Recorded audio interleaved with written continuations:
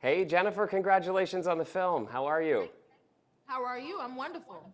I'm doing really well. It's nice to get to talk to you. I know that you've been dreaming of doing this role for a long, long, long time, but you've got, two Grammys, an Oscar. How does this rank in terms of all of the incredible things that you've been able to do? This was my dream to play her. And then for her to give her blessing, what more could I ask for? It blows my mind. When I finished Dreamgirls, that was my first film, and everybody's like, "Okay, so like, what are you gonna do after this? What's your next dream role?" And I was like, "To play Aretha Franklin." And now look at where I'm at. So it's like, wow. That just I get inspired by like, wow, that's the power of the mind. Absolutely. And she's so incredible too. Back in 2011, she was here in Toronto actually just performing across the street in the little square there. She did a free 90-minute concert. It was a part of our jazz festival. I was looking at the footage just yesterday, and it struck me. She just emanates this power and radiates this presence on stage. As you Yeah. mentioned, she handpicked you for this role. So, I mean, how much pressure is that on you when you see how amazing she is and she handpicks you for this role and you're trying to embody her? What is that like? You know what? It's exciting, but it's just as scary, for all of the reasons you just said. It's like one to be blessed to be entrusted with a legacy like that, and by Miss Franklin, it just made me want to pour my heart into it. And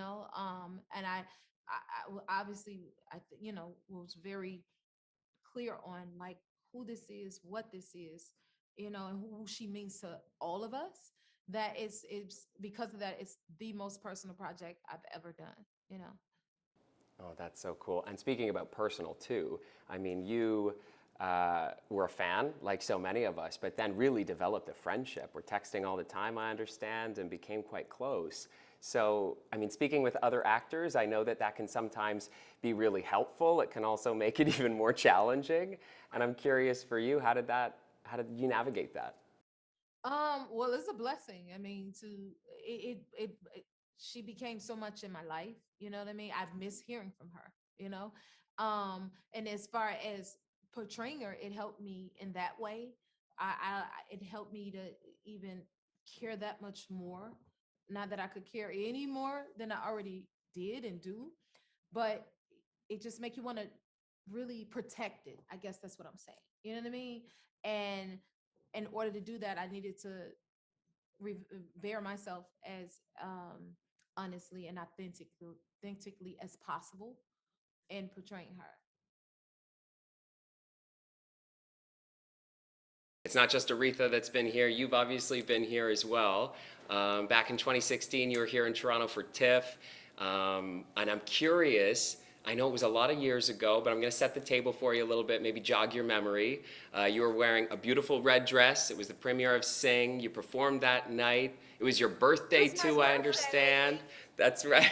That, you know what? On my 30th birthday, I was asked to do a tribute to Aretha Franklin. And I was like, that's my 30th birthday. And I said, what better way to spend my birthday than to say I sang for the Queen of Soul? So when I was there in Toronto singing for Sing, I remember being on the plane flying there like, what this is the birthday gift.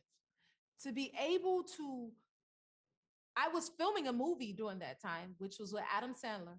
And I left the set and I was staring, the view was the Hollywood sign. And then I got on a plane to fly to Toronto to sing for Sing in Toronto, Canada, which is where my career started, by the way, working for Disney. I have to say that it wasn't until then that my career started to flourish. I will say that. But I remember thinking like, this is the gift. This is the birthday wish coming true to be able to do that. And that was my birthday. And I remember that very well for the reasons I'm saying right now. Yeah. Beautiful. Do you have any favorite spots or any favorite memories? I Restaurants? used to live on Young Street. Um, and that's where I trained to work for Disney. That's what our training headquarters were. And my director was Ed Whitlow. And I've kept in touch with a lot of people throughout my life and my career. So again, that was the Kickstarter of it. Before that, I had a fear of leaving home. It was to run, that was the first place I lived on my own and setting up for my dream career. That's where I started. Beautiful. Well, that was a gift for you, and this is a gift for us. Thank you so much for sitting down with us. We appreciate it. Thank you for having me. Wow.